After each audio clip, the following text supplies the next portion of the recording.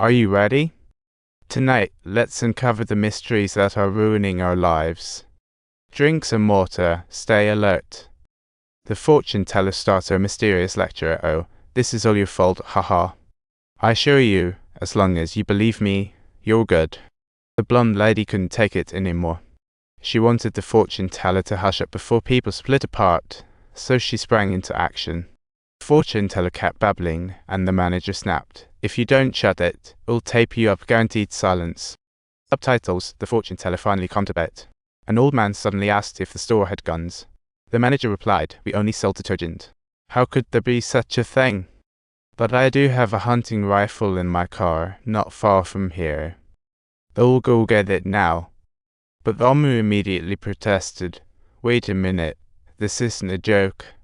At this moment, the blonde lady pulled out a revolver from her bag and said it was a gift from her husband for practicing self-defense, then handed it to the most authoritative man. The clever woman used her charm to persuade the men to go home, saying there were no man-eating monsters outside.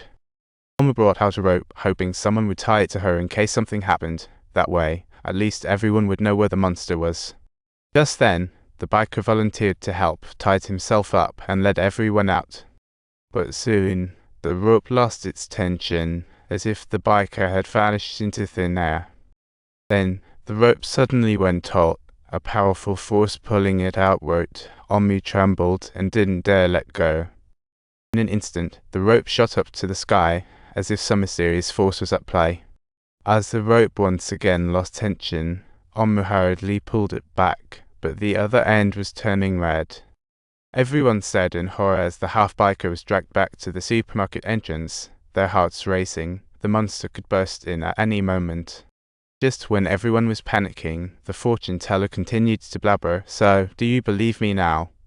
As night fell, Omu readied emergency lights, preparing for the unimaginable things that might lurk in the darkness.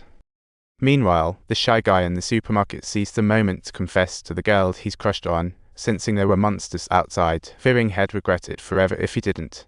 Subtitles. The girl responded with a sweet kiss, which seemed to give them both the belief.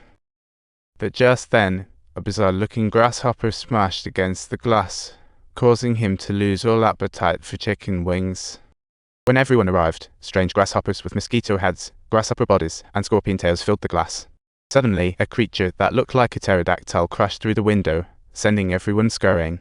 If they get inside, we're doomed. Everyone hurried to press their phones against the window, trying to block the monsters from coming in. The pterodactyl was busy munching on grasshoppers, chomp after chomp. The glass quickly broke with a huge hole, and the outside grasshoppers rushed in, creating instant chaos. The blonde lady was quite brave, whacking a grasshopper dead with a stick.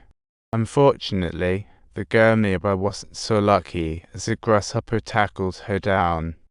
The shy guy watched in despair as the girl he loved suffered, feeling helpless as he could only stand by and watch. Amid the panic, a grasshopper hovered in front of the fortune teller, who shockingly offered to sacrifice herself.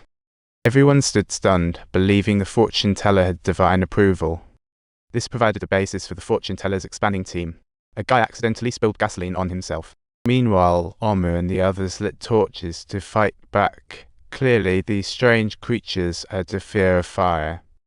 As they dodged inside the supermarket, a pterodactyl swooped in, and the manager bravely took a shot, successfully hitting it. However, the pterodactyl didn't drop right away. Instead, it slowly approached the musk child, causing Omu to push him away in panic. Thankfully, the hole in the wall wasn't too big. After clearing the grasshoppers, the men started patching it up with wooden planks. However, what went unnoticed by everyone was that the half-biker had been pulled out of the scene by something. Omu and the others put the burned man in the office, but with no medicine or doctor, they could only watch him suffer helplessly. He hoped Omu would end his suffering quickly, but how could she? She could only comfort him, saying medicine would be found at dawn.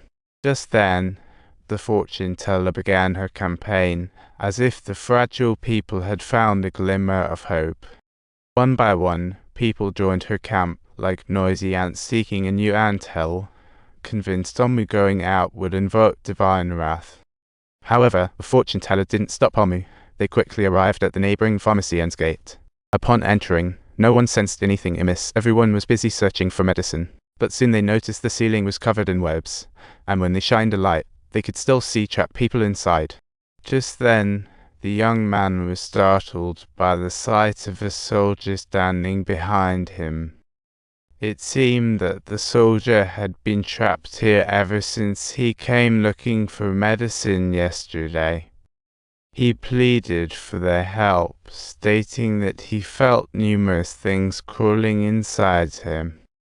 Although they didn't understand, they figured they should save him first.